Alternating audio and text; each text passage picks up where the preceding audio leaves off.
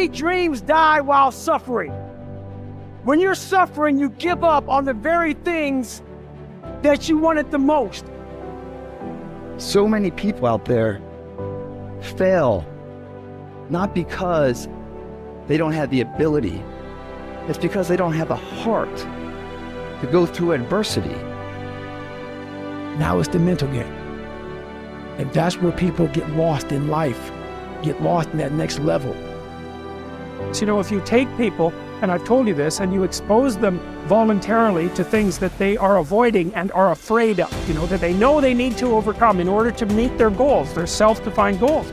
If you can teach people to stand up in the face of the things they're afraid of, they get stronger. And you don't know what the upper limits to that are, because you might ask yourself, if for 10 years, if you didn't avoid doing what you knew you needed to do, by your own definitions, right, within the value structure that you've created, to the degree that you've done that, what would you be like? Well, there are remarkable people who come into the world from time to time, and there are people who do find out over decades-long periods what they could be like if they were who they were, if they spoke their being forward, and they'd get stronger and stronger and stronger, and we don't know the limits to that. We do not know the limits to that. And so you could say, well, in part, perhaps the reason that you're suffering unbearably can be left at your feet, because you're not everything you could be, and you know it.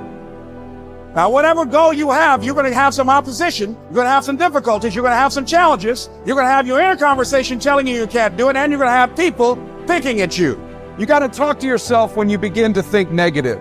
I don't think I can do that, Les. You can. Why don't you just test yourself? Why don't you stretch, Les? Come on, man. When you start seeing yourself thinking something negative, stop it right quick. Stop yourself. Catch yourselves. When you find yourself getting negative with people that you have allowed to push your buttons, when you find yourself becoming negative about what's happening to you, you've got to affirm to yourself in the process, hey, no, I can make it.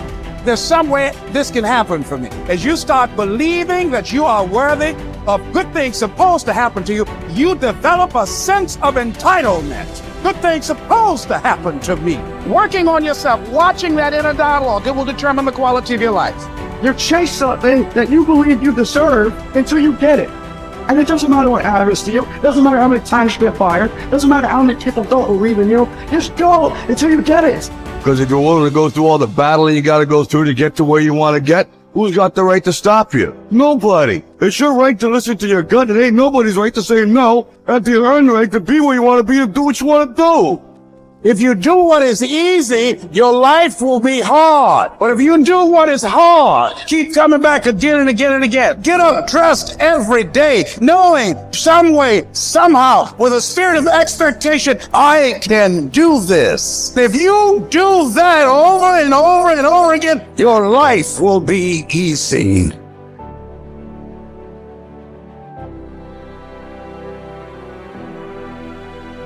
I think that there is a biological imperative hardwired into the brain that you must do hard things in order to feel good about yourself. And when I think about it from an evolutionary standpoint, and this is why I think rich kids implode, they just never had to do hard things.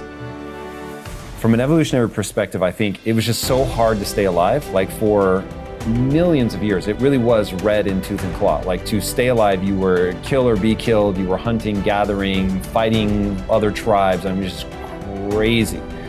And the people that were going to survive were going to be the ones that got an emotional, a self-applied emotional reward for doing something hard. And when you do something hard and you recognize it, it needs to feel good. And if it does, then you will keep doing hard things, and you're the far more likely to survive than the person who's like, that sucked, there was no redeeming qualities. And so it's just like, when I think about that, because if I were to create a recipe for fulfillment, it's very simple. It's working really hard, doing hard things, to gain a set of skills that allow you to serve not only yourself, but others. That's it. That's the whole recipe. But it really has to be that you had to do something hard. If it came easily to you, it won't give you the sense of respect that you want. Like the stuff that I've gotten more easily in my life, I don't take a lot of pride in. It's always the stuff that I grind out, like through pain and suffering, and I endure. In fact, I want to read you a quote. This is one of my all-time favorite quotes. So here it is. To those human beings who are of any concern to me, I wish suffering, desolation, sickness, ill treatment, indignities. I wish that they should not remain unfamiliar with profound self-contempt, the torture of self-mistrust, the wretchedness of the vanquished. I have no pity for them, because I wish them the only thing that can prove today whether one is worth anything or not. That one endures. We are all chained to fortune. The chain of one is made of gold and wide, while that of another is short and rusty. But what difference does it make? The same prison surrounds all of us, and even those who have bound others are bound themselves. Unless perchance you think that a chain on the left side is lighter. Honors bind one man, wealth another. Nobility oppresses some, humility others. Some are held in subjection by an external power, while others obey the tyrant within. Banishments keep some in one place, the priesthood others. All life is slavery. Therefore, each one must accustom himself to his own condition and complain about it as little as possible, and lay hold of whatever good is to be found near him. Nothing is so bitter that a calm mind cannot find comfort in it. Small tablets, because of the writer's skill, have often served for many purposes, and a clever arrangement has often made a very narrow piece of land habitable. Apply reason to difficulties. Harsh circumstances can be softened, narrow limits can be widened, and burdensome things can be made to press less severely on those who bear them cleverly. We are emotional creatures. We all study, like you're talking about it, using your brain. You're such a smart person. I love you dearly. And you analyze it all. But your effing brain isn't going to do shit. What's going to do it is enough emotion. Well, emotion is the power. Emotion is what starts wars. It's what ends wars. Emotion is what gets you married. Emotion is where kids comes from. Divorce is where emotion comes from. Everything that you can think of a major change in humanity, from the most extreme of war to the most gentle of love, all come from human emotion. So it's the mix of emotion. It's like knowing what you want and having the right fuel to get there.